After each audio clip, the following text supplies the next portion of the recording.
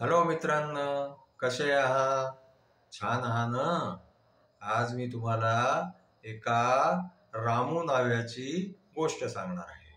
एका गावामध्ये एक रामू नावाचा न्हावी होता.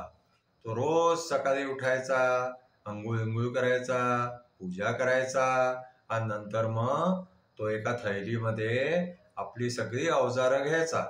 आणखीन गावामध्ये निघायचा की रामू नावी आला, कटिंग करवून घ्या, दाढी करवून घ्या असं म्हणत जे आहे तो निघायचा.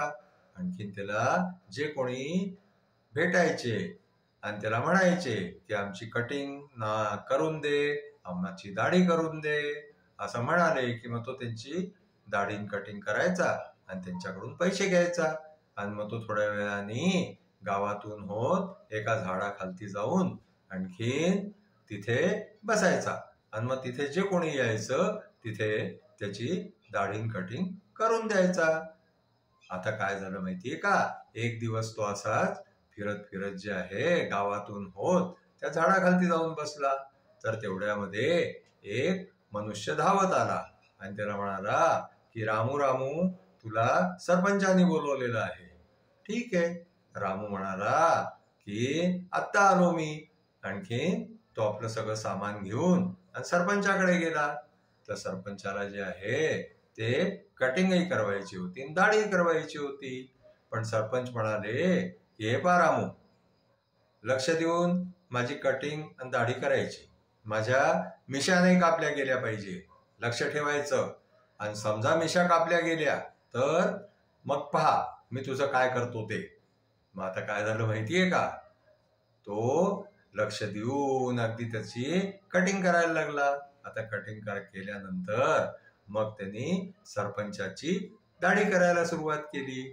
दाढी करायला सरपंचाला जसं साबण वगैरे लावला ना, आणि त्याच्यानंतर तो हातामध्ये उस्तरा घेऊन आणखीन त्याची दाढी करायला सुरुवात करणार. तेवढ्यामध्ये काय झालं माहितीये का, एक मच्छर त्याच्या कानावरती बसला. आणखीन तो त्याच्या कानावरती चावला. चावल्याबरोबर जे आहे रामूचं लक्ष ते मच्छराकडे गेलं आणि इकडे रामूचा हात चुकला. आणखीन सरपंचाची एका साईडची मिशी कापली गेली.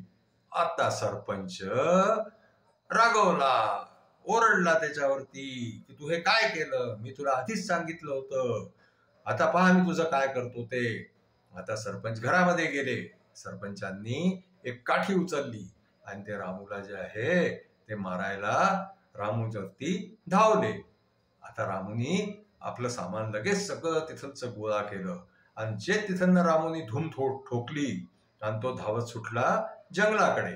आता काय झालं माहितीये का, सरपंच मागे मागे आणि रामू पुढे पुढे, दोघं जण धावून राहिले. सरपंचाच्या हातामध्ये काठी आणि रामू जे आहे ते आपली थैली सांभाळत धावून राहिलाय. पण काय झालं माहितीये का, ती थैली एकदम रामूच्या हातातून जमिनीवर पडली. जमिनीवर पडली तर त्या थैलीमध्ये ठेवलेला काच जो आहे ना तो क्रॅक होऊन गेला.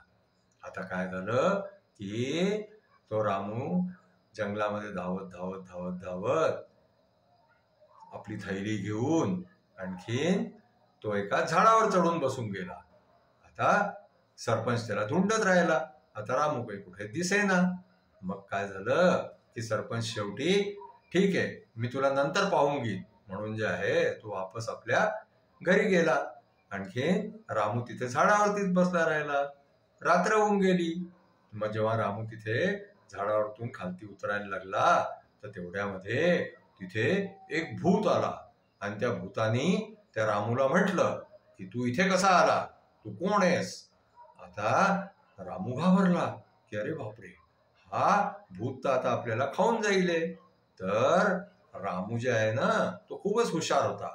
तो म्हणायला लागला की भूता भूता मला काय घाबरवतोस, हा मी माझ्या थैलीमध्ये कितीतरी भूत बंद करून ठेवलेले आहे, हा मी काय तुला घाबरतो का, थांब मी दाखवू का तुला माझ्या थैलीमध्ये किती भूत बंद केलेले आहे.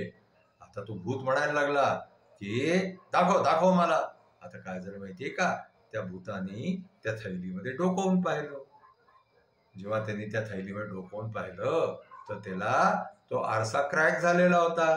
त्या आरशाचे 7-8 पीसेस झालेले होते. त्या आरशामध्ये त्या भूताला आपले खूप सारे प्रतिबिंब दिसले. तर भूत घाबरला की अरे बापरे, हा मनुष्य कसा आहे. या माणसाने जे आहे ते इतके सारे भूत थैलीमध्ये बंद करून ठेवलेले आहे. मग तो भूत त्याला म्हणायला लागला की भैया, मला नको बंद करू थैलीमध्ये, मला सोडून दे, तू जे म्हणशील ते मी देईन तुला. आता काय झालं माहितीये का, रामू म्हणायला लागला ठीक आहे, मला एक थैलीभर जे आहे ते सोन्याच्या मोहरा दे. आता जे आहे भूत म्हणाला ठीक आहे, आणून देतो. भूतानी त्याला थैलीभर मोहऱ्या आणून दिल्या. मग त्या सगळे सोन्याच्या मोहरा म्हणजे काय असतं माहिती का, सोन्याचे सिक्के असतात.